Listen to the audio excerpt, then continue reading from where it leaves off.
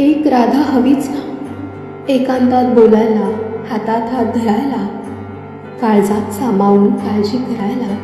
एक राधा हवीच ना. जग हसतं जेव्हा जेव्हा, तेव्हा समजूत काढायला, भूक नसतानाही आग्रह करून हक्काने जेवण वाढायला. एक राधा हवीच ना.